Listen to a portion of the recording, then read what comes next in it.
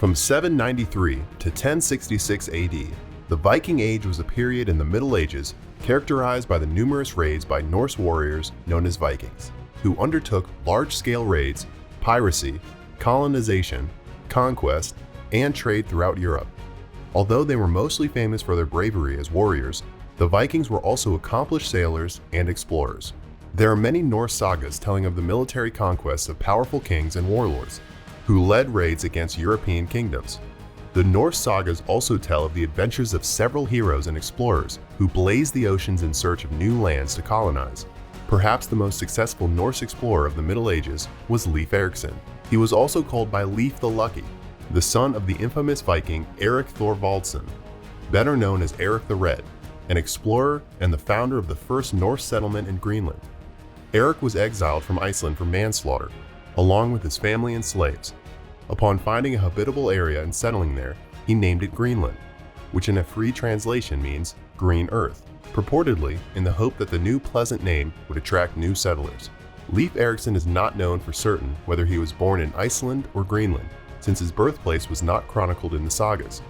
There are few details about his youth, but it is reported that Leif served for a time in the court of Olaf Tryggvason, king of Norway, from 995 to 1000 AD.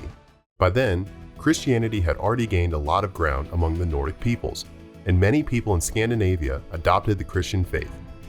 Leif was converted to Christianity while at the court of King Olaf.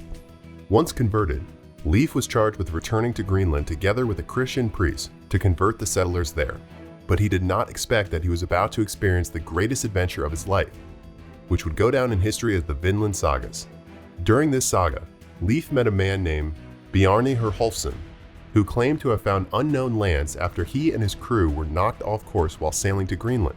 Believing it to be a dangerous place, they did not disembark, but rather sailed back east and eventually made it to Greenland, where they reported their discovery to the colonists. Leif eventually approached Bjarni, bought his ship, assembled a crew of 35 men, and mounted an expedition headed for the land that the sailor had described. Leif pursued the route indicated by Bjarni, and landed first at a rocky and desolate place that he called Helluland, the land of flat rock, possibly Baffin Island, Canada's largest. After he adventured further by sea, he landed a second time in a wooded place which he called Markland, the land of the forest. After 2 more days at sea, he landed on an island to the north and then headed back to the mainland. They sailed west and landed in a green area with a mild climate and plentiful salmon stocks.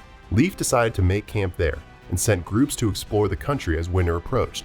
While on one of these explorations, they discovered that the land was full of vineyards and wild grapes. Leif therefore called the land Vinland, the land of vineyards. He and his team built a small settlement there, becoming the first Europeans to settle in North America. Leif's breakthrough is considered one of the greatest feats in history, as it occurred almost 500 years before the voyages of Christopher Columbus and John Cabot. The territory that was called Vinland depicts the island called Newfoundland and the Gulf of St. Lawrence to the northeast of New Brunswick, regions located on the Labrador Peninsula in Canada.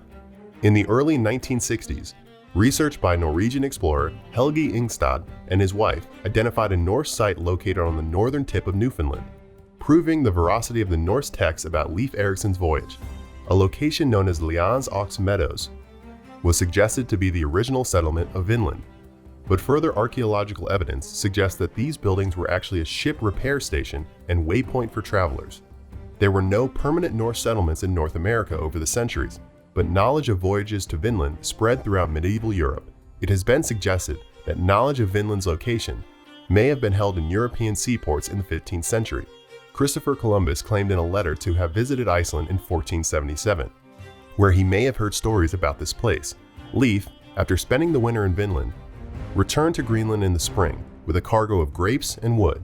On the return trip, he rescued an Icelandic castaway and his crew, earning him the nickname Leif the Lucky. Leif, for unknown reasons, never returned to Vinland, but other explorers from Greenland and Iceland followed his instructions to venture into the newly discovered land. Leif Eriksson's name is mentioned in a deed for the last time in 1019. He passed his title as the head of his family to his son, Thorkel, in 1025. Nothing is mentioned about his death in the sagas, but he probably died of old age in Greenland. On October 6, 2000, U.S. President Bill Clinton issued Presidential Proclamation 7358, proclaiming Monday, October 9, 2000 as Leif Eriksson Day.